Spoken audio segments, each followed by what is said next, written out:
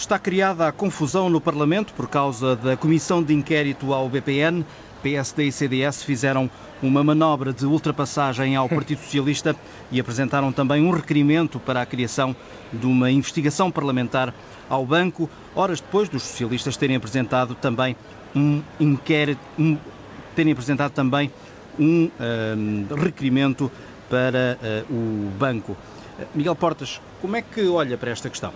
Bom, essa espécie de corrida dos 100 metros ao fotofinish seria até para fazer sorrir, não fosse a questão que está em jogo muito séria. Do ponto de vista técnico, enfim, o Parlamento irá decidir, mas eu creio que terá precedência a chamada comissão de inquérito feita, apresentada pelo PS, porque é potestativa. Portanto, aquela que é agora apresentada pelo PSD e pelo CDS ainda não tem sequer, tanto quanto eu sei, data marcada para ser apreciada. Portanto, do ponto de vista técnico, creio que sairá essa. Isto não iliba, aliás, o PS, de qualquer modo, de dar uma explicação razoável sobre porque é que demorou 15 dias, pelo menos, a responder ao desafio de se avançar para uma comissão de inquérito, que inevitavelmente terá que procurar esclarecer tudo e não apenas algumas coisas. Quando eu digo tudo, eu creio que é hoje pacífico, em primeiro lugar, que houve uma nacionalização mal feita do BPN. Essa nacionalização deixou de fora a holding do próprio banco, a SLN. Essa SLN veio depois a mudar de nome, chama-se hoje Galilei e tem um conjunto de atividades discretas, ou seja, os acionistas do BPN ficaram com os melhores ativos, ou com boa parte deles, e, entretanto, reestruturaram o seu grupo e continuam pacata e tranquilamente não a responder pelas responsabilidades pelas quais deveriam responder, mas a tratar de negócios. A segunda nota que me parece evidente é que há no mínimo uma gestão do BPN pela Caixa Geral de Depósitos, após a nacionalização, que é calamitosa. Eu lembro perfeitamente que no início se falava num máximo de 2.000 milhões de euros, e já era uma barbaridade de dinheiro que se tinha que pôr no poço sem fundo que era o BPN. Acabamos, no momento da privatização, que é no valor atual estimado, de 5,7 mil milhões de euros, e eu diria, após singelo contradobrado, que a história ainda não acabou e que os contribuintes acabarão por pôr num banco falido mais de 6 mil milhões de euros. E em terceiro lugar, temos uma privatização que é, pelo menos, mais do que duvidosa. Mais do que duvidosa.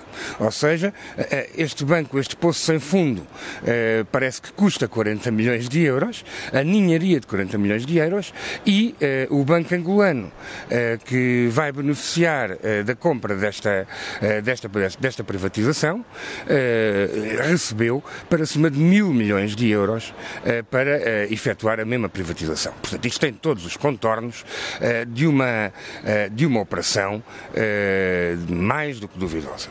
São, portanto, 3 pontos para esclarecer, mas, desse ponto de vista, eu diria que a comissão de inquérito, além de estar mais do que justificada, ela não pode, contudo, impedir a venda. O que pode revelando-se novos dados, e seguramente novos dados irão surgir, pode criar condições políticas impossíveis à consumação desta última privatização. E a coisa não é despichenda, porque há ainda um outro elemento, esse sim com poder para impedir a consumação da venda, que foi um processo de averiguações aberto pela Comissão Europeia, por Bruxelas, a esta privatização.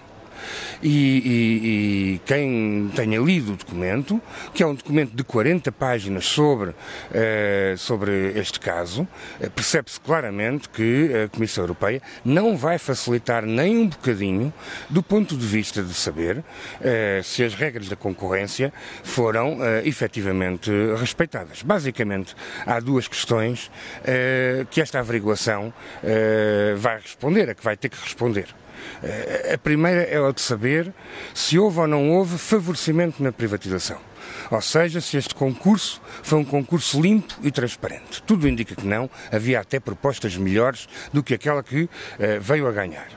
E, por outro lado, importa saber uma outra questão que lhe é prévia, mas que está diretamente ligada ao valor do negócio atual, que é o de saber se o Estado, ao ter metido através da Caixa Geral de Depósitos 5,5 mil milhões de euros, se meteu o que era estritamente indispensável, o mínimo estritamente indispensável, para viabilizar a seguir a reconversão, ou se, pelo contrário, meteu mais do que o que devia e, portanto, andou a beneficiar aquele que agora será o banco beneficiário, que é aquele que concorre à privatização.